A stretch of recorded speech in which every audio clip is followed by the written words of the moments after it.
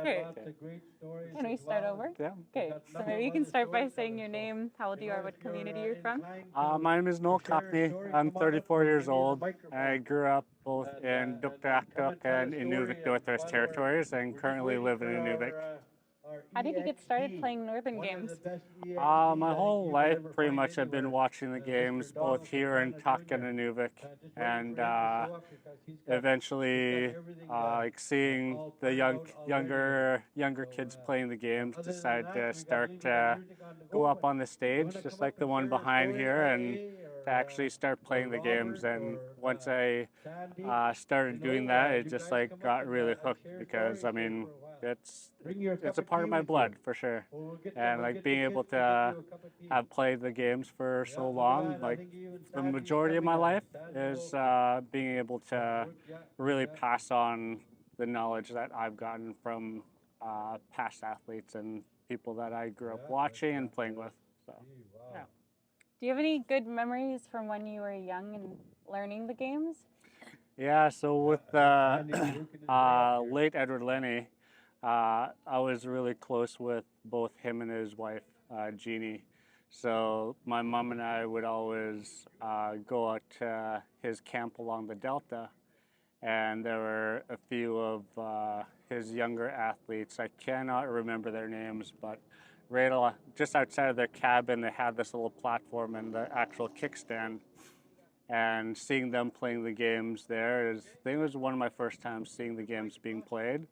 I just watched them during that time, but like being able to see that at first, like out at their camp, and like just hearing the stories right from there from Edward Lenny was very impactful to allow me to really get into that part of my culture and to continue passing on that knowledge to younger athletes, just like what we're doing here. Has been definitely one of the my fondest memories of really learning how to play the games and watching the games. Why do you think it's important for young people to learn Northern games? I mean, the Northern Games is just a huge part of our culture. Like with us as Inuvialuit people, especially along the Delta and the coast of the Arctic Ocean here, it allowed my ancestors to be able to actually keep active during the dark times of the year, so like the winter, and like actually being able to play games with like other families in the area that they were living in, so that they were actually able to go out for the rest of the year to actually go hunting, traveling, trapping, and just gather everything that they needed to live. And to be able to pass that on to not only how to play the games, but the meaning behind the games is very important for our youth. Because like without those stories and without that knowledge of why we play these games, why our ancestors played these games, is knowledge that needs to be able to be passed on from generation to generation, not just how we play the games. What kind of skills do you think that people learn from playing Northern games? Yeah, so I mean, like with the strength games, like the muskox push, the arm pull, the head pull, like these games really allowed us to work on the bigger muscle groups to be able to go out hunting, like especially like the caribou, because a lot of times when we get the caribou out on the tundra, we actually have to carry it all the way back to the coast or to wherever we have our camp. And in the summertime, we don't have the sleds like with the dogs. So like it was like having the dogs like pull a little bit, but also we had to carry the rest as well. So like building up that strength to be able to do that. And then like with all of our agility games as well, to be able to like travel on the springtime ice, like when it's starting to break up, you have to have really quick feet and really sometimes you don't know how big the gaps on the ice floes are going to be. So sometimes you have to really know how to launch yourself from one ice floe to the other. And that's with our agility games, that's what helped us to be able to do that. and then also just like our social games as well, just like um, be able to have those opportunities to not only share stories but also really just laugh with other families as well, because that's a huge part of like how we are here today, is not only being able to play the strength and agility games but being able to like, joke around with each other and be able to laugh with each other. And if you watch a lot of videos from long ago, like you always see that laughter along with the games, so that's a huge part of it as well. Can you tell us more about how the Northern Games relate to life on the land? I mean, life on the land, it's just like being able to, like with the games, is just like be like not only having that relationship with your own body to live out on the land, but literally just being able to be around other people as well. Because like being out on the land, like on your own, like if you know how to do that, yeah, that's fine. But like being able to really know how to act and react around people, like not only just playing the games, but like being out on the land, that's a huge part of why us in Inuit are still here, is that camaraderie and that teamwork to be able to not just be able to go out hunting or anything like that, is being able to have the opportunities to not only to share your own knowledge with other people around you, just like how we do with the games here, is like we share different techniques and different ways how to play the games. That's the same way that our hunters and our trappers used to do long ago as well, of like just different tips and tricks of how to either set a trap or how to be able to shoot bows and arrows, or like when we got the rifles, um, being able to pass that knowledge on is a huge part of not only the Northern Games, but just life on the land for sure. Do you have any stories of a skill from the Northern Games being helpful when you were out on the land? Yeah, I was talking a little bit about like hauling the caribou, and like well before we had like a lot of dogs to be able to do that, a lot of times right on the tundra, just out along the coast here, whenever like the hunters would actually get the caribou, a lot of times we would like once we hear that gunshot, we'd like go up on the hill and like with our binoculars to see where they are. And a lot of times like we'd see them start to like uh, cut up the caribou. So we'd walk out there, and a lot of times it's just like throwing a couple of hindquarters like tied together like over your neck and just walking along the tundra. So like playing these games and be able to like not only hear about the stories of hauling caribou, but actually being able to do it and seeing how our Northern Games really relates to that, because you're working on those big muscle groups, especially to be able to haul like huge hindquarters and other pieces of meat to your camp. Sometimes it could be only like maybe a kilometer. Sometimes it would be like up to 5 kilometers. So you just never really know how much endurance you actually need to be able to haul all that meat. Um, a lot of elders are saying now that the land is a little bit different now than it used to be when they were young. Mhm. Um, how do you think that Northern Games could help people to adapt to those changes that we're seeing on the land?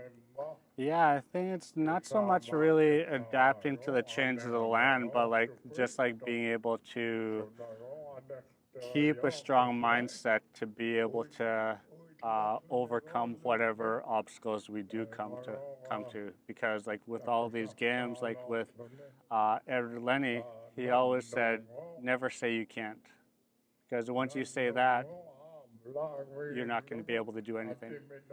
So being able to play these games and try these games and to have coaches and officials and other athletes to pass that knowledge on is how us as human beings, to be able to do that in a regular life, that will allow us to keep training not only our bodies but our minds to be able to overcome things that we would like life will throw at us, because we never know what's going to come at us at any point of the day. But whenever we say we can't, or if we don't try, likely we're not going to be able to do anything to overcome those obstacles. What do you think are the greatest strengths of the games for teaching the youth? For teaching the youth, it's just like really like trying to catch them as young as we can to spark that imagination of what we can do with our bodies.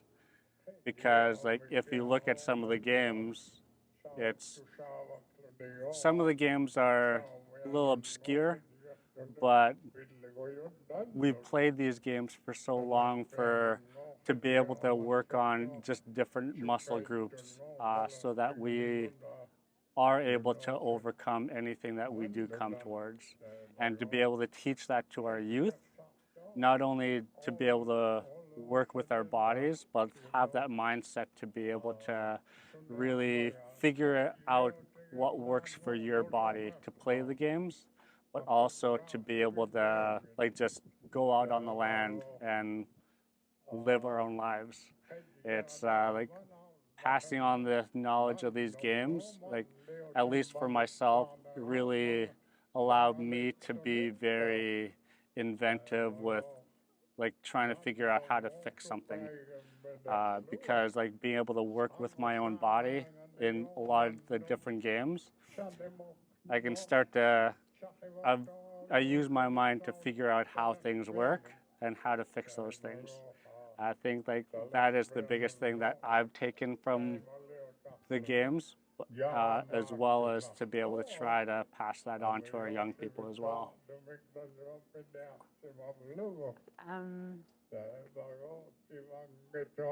Can you tell us more about some of those obscure games that you mentioned? Maybe some of those ones that people don't see as often? Yeah, I mean, like not that we don't see them often, but like obscure games like the swing kick or the one hand reach, because like you're putting your body in this basically obscure position. Like with the swing kick, like you're literally tying your legs to the back of your neck and trying to lift your body to actually kick a target. But that just really allows, like something like that, you can really, to be able to get higher, to be able to kick with a swing kick, you have to be able to use like even the smaller muscles, especially in your fingertips, because like you have to control your body when you're swinging your whole body up, just holding your body up with both arms. It allows us to really figure out and see the different muscle groups that our bodies actually have, so that we can actually use those muscle groups in anything else that we're doing, whether that be hunting, fishing, trapping. So like just like little obscure things like that to be able to show us what it is that our bodies are actually capable of doing. Well, I know you yourself are a really incredible athlete, but you've also talked a lot about how important the teaching is to you. Mm-hmm. How did you get started as a coach, and how has that been like for you? I mean, like with even just being an athlete, like a lot of the athletes are coaches, because if you see us playing our games, like we are helping each other to kick higher, or to be able to like figure out how to use your body in the strength games to, because I'm not a very big guy, but like the games like the arm pull and muskox push were really fun because I knew how to maneuver my body to use that leverage or my own strengths in my own body to be able to overcome bigger competitors. But being able to have the opportunities to have that camaraderie with my other athletes, it really stems into us eventually being coaches and officials, because we go through those motions as an athlete so that we can help other athletes become better, so we become better, so that we're not only creating our own competition, but we're figuring out how to bring everybody up and not just ourselves. It's everyone that's around us allows us to become better athletes and become better people as well. You know, there's the maybe the sports people would see a demonstration, and then there's also the good man and good woman competitions. And I wonder if you could tell us what it means to you to be a good man. To be a good man, I mean, like just being able to like actually not only play the Arctic sports, but like also be able to work with other people, whether that be like making a fire, boiling tea, making bannock. Like all these are just little skills that eventually our young people will learn. Not if they learn, they will learn if they continue to play the games that we do here. Because being able to pass all that knowledge on, to me, is a good person. Not a good man, not a good woman. We all have all these different skills that we have to learn, especially when we go out on the land on our own. Like uh, being able to like not only break pieces of wood, it shouldn't be about one gender or anything like that. It's if we're out on the land on our own, we have to be able to do all of these skills, and not just like being able to like make fires and stuff like that, but being able to pass that knowledge on no matter what the gender is, because to be able to be a full person, especially as Inuvialuit people, we believe that we have to know all of these skills. So being able to be a good person is passing all this knowledge on. So, yeah. It's so awesome to see all of these young people out here receiving all of what you're trying to pass on to them.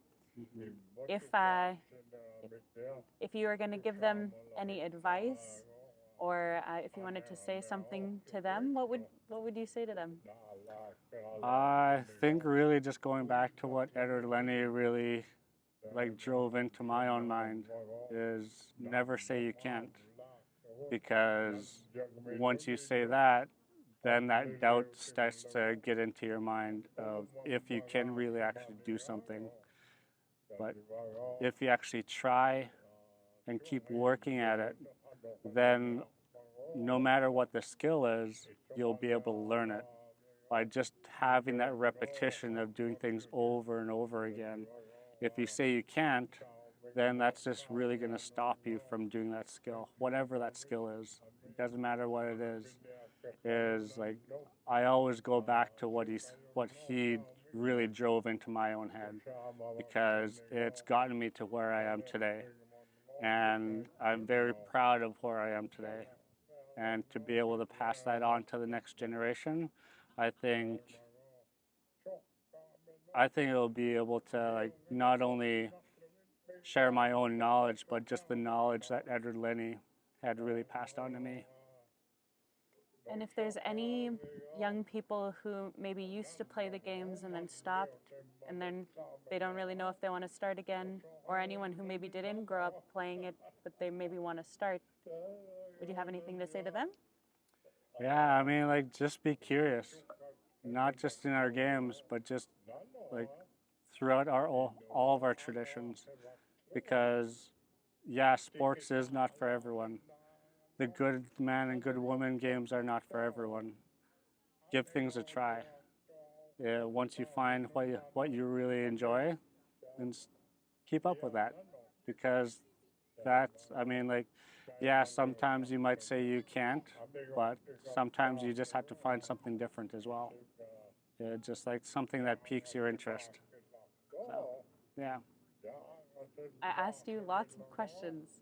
Was there anything that you wanted to say that you never said yet, or any story you wanted to share?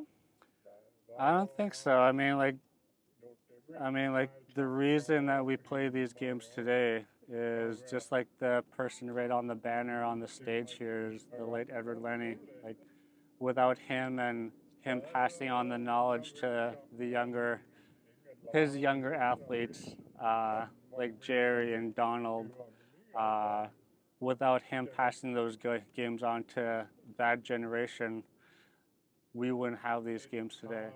And I'm very thankful to be able to have grown up with Edward Lenny, to learn from him, to hear stories, and further down, hearing stories from Donald, Jerry, and the late Roy Ipana as well, and all those other the athletes that came before me.